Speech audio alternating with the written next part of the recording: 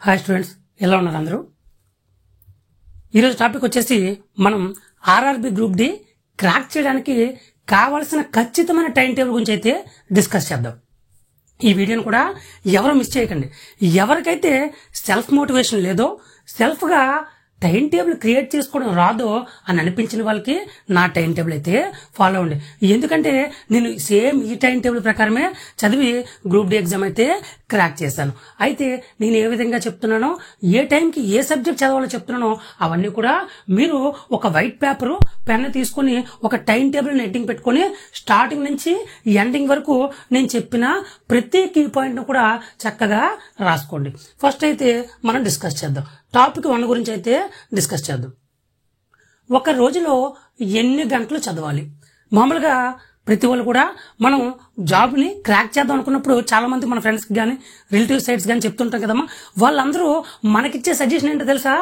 మీరు 6 గంటల కన్నా ఎక్కువసేపు పడుకోకూడదు, రోజులో 24 గంటలు చదివేయాలి, రోజులో 18 గంటలు చదివితే కానీ గ్రూప్ డి ఎగ్జామ్ క్రాక్ చేయలేం, 18 గంటలు చదివితే కానీ ఎన్టీపీసీ ఎగ్జామ్ క్రాక్ చేయలేం. అలా ఎవరైతే చెప్తున్నారో వాళ్ళ మాటలను ఫస్ట్ పక్కన పెట్టేయమ్మా.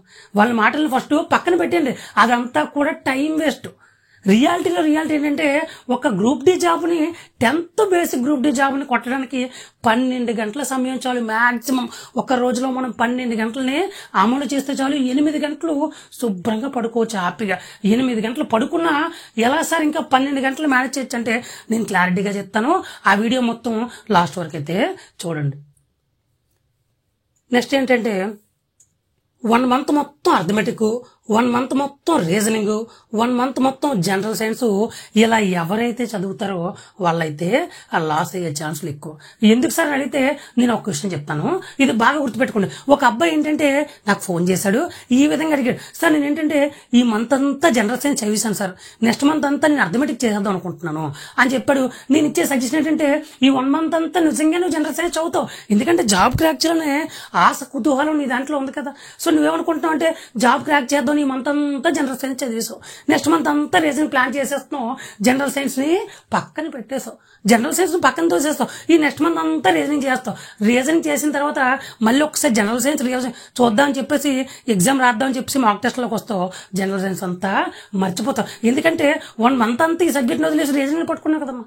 రీజనింగ్ పట్టుకుంటే ఏమవుద్ది, రీజనింగ్ బాగా వస్తుంది, ఈ లోపు జనరల్ సైన్స్ మర్చిపోతావు. నెక్స్ట్ మంత్ ఏమవుద్ది, 3rd మంత్ టైం చూస్తే ఇంకా 1 మంత్ మిగులుతుంది ఎగ్జామ్కి. కానీ మనం చూస్తే ఇంకా అర్థమెటిక్ ఉంది, ఇంకా దాంతోపాటు జనరల్ అవేర్నెస్ ఉంది. మనం ఏమనుకుంటాం, ఓ 15 రోజులు అర్థమెటిక్, ఓ 15 రోజులు జనరల్ సైన్స్ ఇచ్చేద్దాం అని చెప్పి ఇంకా టైం లేదని చెప్పేసి స్టార్టింగ్ నుంచి ఎండింగ్ వరకు పూర్తిగా చదివేస్తుంటాం. ఈలోపు రీజనింగ్ని వదిలేస్తాం, ఈలోపు జనరల్ సైన్స్ రివిజన్ పక్కన పడేస్తాం. అందుకే ఈ విధంగా అయితే వద్దు. ప్రతిరోజు 4 సబ్జెక్టులని టచ్ చేస్తూ వెళ్ళిపోవాలి. ఇక్కడి నుంచి 4 మంత్స్ వరకు ప్రతి సబ్జెక్ట్ని టచ్ చేస్తున్నాం. అర్థమెటిక్ చేయాలి, రీజనింగ్ చేయాలి, జనరల్ సైన్స్ చదవాలి, జనరల్ అవేర్నెస్ కూడా ఆ విధంగా చదవాలి. అది ఏ విధంగా చదవాలనేది ఇప్పుడు నేను చెప్తాను. టాపిక్ 2 గురించి అయితే డిస్కస్ చేద్దాం. ఏ టైంలో ఏ సబ్జెక్టు చదివితే మనం సాధించగలం. సరదాగా మాట్లాడుకుంటే జూన్లో ఏముందమ్మా, జూన్లో ఏముందంటే గ్రాడ్యుయేట్ ఉంది ఎన్టీపీసీ, జూలైలో ఏముంది అండర్ గ్రాడ్యుయేట్ ఉంది ఎన్టీపీసీలో, అండర్ గ్రాడ్యుయేట్ ఉంది ఎన్టీపీసీలో. ఇంకా మిగిలింది ఏంటి, తర్వాత మిగిలింది ఆగస్టులో 15 డేస్ పక్కన పడేద్దామా. ఎందుకంటే ఇంత పెద్ద ఎగ్జామ్ జరిగిన తర్వాత టీసీఎస్ వాడు, రైల్వే వాడు కానీ వెంటనే ఎగ్జామ్ కండక్ట్ చేయడానికి యాక్సెప్ట్ చేయడు. 15 డేస్ అది పక్కన పెట్టేసిన ఆగస్టు 15 తర్వాత నుంచి గ్రూప్ డి ఎగ్జామ్ జరుగుతుంది అనుకుందాం.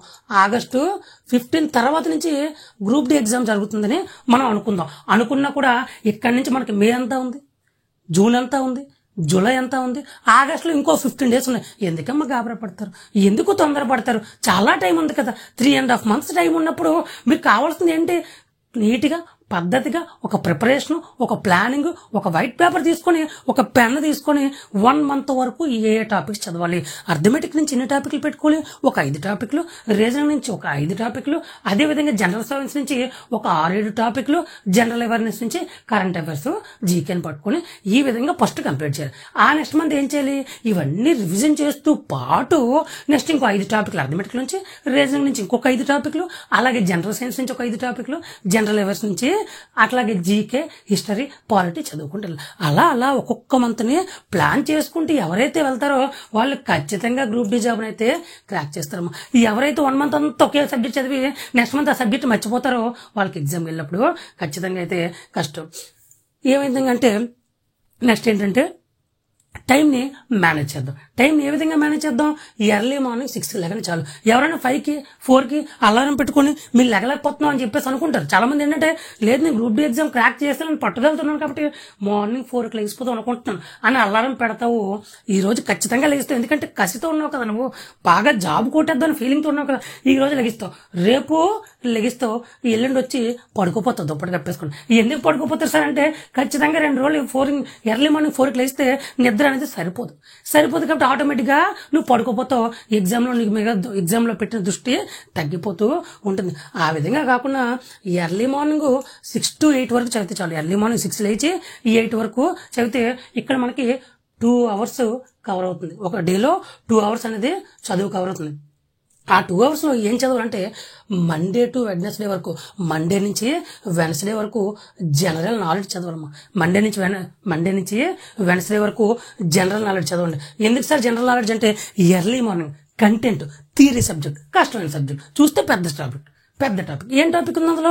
స్పోర్ట్స్ కానీ, ఐక్యరాజ్య సమితి కానీ, అవార్డ్స్ కానీ, ఈ విధంగా చదువుకుంటూ రోజుకు ఒక్క టాపిక్, రోజుకు అట్లీస్ట్ అర టాపిక్ అయినా, అందులో సగం టాపిక్ అయినా చదివిన జనరల్ నాలెడ్జ్ మొత్తం ఈ 100 daysలో కంప్లీట్ అయిపోతుంది. తర్వాత ఏం చేశారంటే థర్స్డే నుంచి అంటే లక్ష్యవారం నుంచి సండే ఆదివారం వరకు డైలీ కరెంట్ అఫైర్స్ చదవాలి. ఎంతవరకు? మార్నింగ్ 6 నుంచి 8 వరకు కరెంట్ అఫైర్సే చదవాలి. మార్నింగ్ 8 వరకు కరెంట్ అఫైర్సే చదవాలి. ఇప్పటి నుంచి ఎప్పుడు ఆగస్ట్ 15th వరకు నేను చెప్పినట్టు నిజంగా 6 గంటల నుంచి 8 గంటల వరకు 2 గంటలు కరెంట్ అఫైర్స్ కోసమే కేటాయిస్తే ఎవరి కోసం రాదు? కరెంట్ అఫైర్స్ నుంచి మార్క్స్ ఎవరి కోసం రావు? ఈజీగా వస్తాయి. కొంతమంది ఏమనుకుంటారంటే సరే ఇప్పుడు అన్ని చదివేస్తాను కానీ కరెంట్ అఫైర్స్ జీకే లాస్ట్లో పెడతాను సార్, లాస్ట్ ఒక 10 days ఉందని మొత్తం అవ్వడం సార్ అంటే అది ఒక కలే. అలా మీరు అవ్వగొట్టలేరు. ఇప్పటి నుంచే కరెంట్ అఫైర్స్ జీకే స్టార్ట్ చేసుకుని అలా కూల్గా వెళ్తుంటే అప్పటికి టోటల్గా మొత్తం కంప్లీట్ అయిపోతుంది. నెక్స్ట్ ఏంటంటే 8 నుంచి 9 వరకు రెస్ట్. 6 నుంచి 8 వరకు చదవాలని చెప్పాను కదమ్మా. తర్వాత ఏంటి? 8 నుంచి 9 వరకు కూడా రెస్ట్ తీసుకోండి. రెస్ట్ అంటే ఏంటి? పడుకోవడం కాదు, తినడం, వాకింగ్ చేసుకోవడం. ఆ గంటలోనే మేనేజ్ చేయాలి. మరి టైం సరిపోదు కదా. ఆ పనులన్నీ చేసుకుని ఎగ్జాక్ట్గా 9 o'clock మార్నింగ్ 9 o'clockకి బుక్కులు పట్టుకుని కూర్చోపోయి సెల్లని పక్కన పెట్టేసి లేదా స్విచ్ ఆఫ్ చేసి లేదా సైలెంట్ మోడ్లో పెట్టేసి అర్థమెటిక్ని ఓపెన్ చేయండి. అర్థమెటికే చేయాలి. ఎందుకు సార్ అంటే బెస్ట్ టైం ఫర్ అర్థమెటిక్. ఎందుకంటే ఫ్రెష్ మైండ్ ఎర్లీ మార్నింగ్. సైకలాజికల్గా ప్రూవ్ అండ్ ఫ్యాక్ట్ ఏంటంటే అర్థమెటిక్ ఎర్లీ మార్నింగ్ ఎవరైతే చేస్తారో వాళ్ళ మైండ్కి చక్కగా ఎక్కిపోద్ది. ఎక్కడి నుంచి ఎంతవరకు చేయాలంటే 9 o'clock నుంచి 12 o'clock వరకు అర్థమెటిక్ని మాత్రమే పట్టుకోండి. అర్థమెటిక్లు ఏం పట్టుకుంటే ఫస్ట్ శాతాలు పట్టుకోండి. శాతాలు పట్టుకుంటే ఏమొస్తాయి? శాతాలు పట్టుకుంటే వడ్డీ లెక్కలు అన్నీ వచ్చేస్తాయి. దాంతోపాటు లాభ నష్టాలు వస్తాయి. ఈ విధంగా కూడా మనకి ఉపయోగపడుతుంది. ఫస్ట్ ఏం చేస్తారు? 5 టాపిక్లు పెట్టుకున్నామా. ఈ రోజే టైం టేబుల్ వేద్దాం అనుకున్న వాళ్ళు చక్కగా టైం టేబుల్ వేసుకుంటే ఈ నెల మొత్తం, మే నెల మొత్తం 30 రోజులు ఉన్నాయి. మే నెల మొత్తం ఇంకా 26 రోజులు ఉన్నాయి. నియర్లీ ఈ 26 రోజుల్లో ఏ టాపిక్లు కంప్లీట్ చేయాలంటే ఫస్ట్ శాతాలు కంప్లీట్ చేయాలి. శాతాలు. సెకండ్ ఏంటి? వడ్డీ లెక్కలు. ఏ వడ్డీలు? బారు వడ్డీ, చక్ర వడ్డీ. తర్వాత ఏంటి? మూడోది లాభ నష్టాలు. నాలుగోది ఏంటి? కసాగు గసాబా. దాంతోపాటు ఏంటి? 5వది డేటా ఇంటర్ప్రిటేషన్. ఇవే ఎందుకు చేయమనంటే చాలా ఇంపార్టెంట్. Data interpretation. ఈ 5 టాపిక్లు కూడా 15వ తారీఖు వరకు పెట్టుకోండి టార్గెట్. ఎవ్రీ మార్నింగ్ 9 to 12 వరకు కూడా ఈ 5 టాపిక్లు 15 రోజులు. ఇప్పుడు 15 రోజుల తర్వాత ఏమవుద్దామంటే 5 ఇంపార్టెంట్ టాపిక్లు అర్థమెటిక్ నుంచి నాకు పూర్తిగా వచ్చేసాయి. ఎన్ని రోజులు వెచ్చించాం? రోజులో 3 గంటలు పెట్టాం అర్థమెటిక్కి. రోజులో 3 గంటలు పెట్టాం. ప్లాన్ చాలా ఎక్కువ ఇది. తర్వాత ఈ విధంగా ఏం చేస్తారంటే మండే టు సాటర్డే వరకు అంటే సోమవారం నుంచి శనివారం వరకు డైలీ సీరియల్స్ వస్తాయి కదా. అలా మనం డైలీ సీరియల్స్లోకి ఏం పెట్టుకోవాలంటే అర్థమెటిక్ని పెట్టుకోవాలి 3 గంటలు చెప్పిన. ఆదివారం మాత్రం గుర్తుపెట్టుకోండి. ఆదివారం ఖచ్చితంగా మాక్ టెస్ట్ అయ్యాలి. ఏ మాక్ టెస్ట్? అర్థమెటిక్ మీద మాక్ టెస్ట్. ఈ 5 టాపిక్లు మనం చేసేస్తాం కదా. ఈ టాపిక్లన్నీ చేసిన తర్వాత మనకి దాని మీద ప్రాక్టీస్ ఉండాలి కదా. ప్రాక్టీస్ ఉంటే మనం మిస్టేక్ చేస్తామో రైట్ చేస్తామో తెలుస్తుంది కదా. ఖచ్చితంగా మాక్ టెస్ట్లు అయితే కన్ఫర్మ్గా రాయాల్సిందే. ఎవరైతే నిజంగా ఈ మాక్ టెస్ట్లన్నీ రాస్తారో వాళ్ళు ఖచ్చితంగా జాబ్ వస్తుంది. ఎందుకోసం రాదు చెప్పండి, ఎందుకోసం రాదు? ఖచ్చితంగా జాబ్ అయితే వస్తుంది. ఆ విధంగా ప్రిపేర్ అవ్వండి. నెక్స్ట్ ఏంటంటే 12 నుంచి 2 వరకు 2 గంటలు ఎంజాయ్ చేయొచ్చు మీరు. 2 గంటలు ఇక్కడ ఫ్రీ టైం వచ్చిందమ్మా. 12 వరకు ఇందాక చదవమని చెప్పాను. 12 నుంచి మొబైల్ ఓపెన్ చేసుకోండి, మీకు ఇష్టమైన వాళ్ళతో మాట్లాడుకోండి, లేదా టీవీలు చూడండి, లేదా సినిమాలు చూసుకోండి, ఆ టైంలో ఏదైనా పెట్టుకోండి, లేదా భోజనం చేయండి, రెస్ట్ తీసుకోండి, మంచి స్లీప్ కొట్టండి. 12 నుంచి 1 అవర్ వరకు తినడం కానీ, అలా బయటికి వెళ్ళి రావడం కానీ, టైం పాస్ ఏం చూడడం కానీ చేసి ఒక 1:30 నుంచి ఒక 2 వరకు 1:30 నుంచి 2 వరకు చిన్న స్లీప్ అయితే వేయండి. సరదాగా పడుకోండి. ఎందుకంటే మనం మార్నింగ్ 4 గంటలు చదివిస్తున్నాం కదా. ఈ 4 గంటల చదువు ఒక అరగంట స్లీప్ వేస్తే మైండ్కి మంచి రిఫ్రెష్ దొరుకుతుంది. చక్కగా మైండ్ ఏంటంటే యాక్టివ్లోకి వస్తుంది. అప్పుడు మనం స్టార్ట్ చేయాల్సిన ఫస్ట్ సబ్జెక్ట్ ఏంటంటే ఆఫ్టర్ 2 నుంచి 5 o'clock వరకు రీజనింగ్ పట్టుకోవాలి.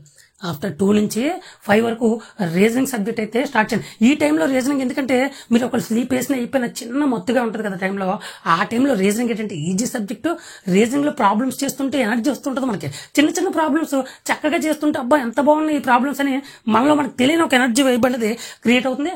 ఆ విధంగా రీజనింగ్ అంతా కంప్లీట్ అయిపోతుంది. అయితే రీజనింగ్ అన్ని చేయండి. ఫస్ట్ ఏంటంటే ఇందులో సిట్టింగ్ అరేంజ్మెంట్, పజిల్ టెస్ట్, ఈ రెండింటిని కూడా విడిచిపెట్టండి. ప్రెసెంట్ అయితే విడిచిపెట్టండి. లాస్ట్లో మనం మాట్లాడుకోం. ఎందుకు సార్ విడిచిపెట్టాలంటే సిట్టింగ్ అరేంజ్మెంట్ నుంచి గ్రూప్ డి ఎగ్జామ్లో ఇది గ్రూప్ డి అని ఎన్టీపీసీ అని ఏదైనా గ్రూప్ డి ఎగ్జామ్లో కూడా 1 నుంచి 4 లైన్ల క్వశ్చన్ ఉంటుంది. 1 నుంచి 4 లైన్ల క్వశ్చన్ నువ్వు చదివి అర్థం చేసుకుని ఒక టేబుల్ ఫామ్ అప్ చేసి ఆ టేబుల్ పక్కన ఉన్నాడు, ఎదురుగున్నాడు, ఇటేనాడు అని చెప్పి ఒక క్రియేషన్ నీ మైండ్లో పెట్టుకుని ఇంత కష్టపడి చేస్తే ఎగ్జామ్లో 2.5 minutes ఆడు తీసేసుకుంటాడు. ఎగ్జామినర్ కావాల్సింది కూడా ఏంటి, మీ చేత రైట్ ఆన్సర్ పెట్టించడం. కానీ మీకున్న వాల్యుబుల్ టైంని తీసేస్తాడు పక్కకి, దాన్ని క్లియర్గా పక్కకి తీసేస్తాడు. ఆ విధంగా పజిల్ టెస్ట్ కూడా 1 to 4 lines ఉంటుంది. దీన్ని కూడా చేస్తే ఇంకో 2.5 minutes పోతాయి. టోటల్గా మీకున్న వాల్యుబుల్ టైంలో 5 minutes పోతాయి కదమ్మా.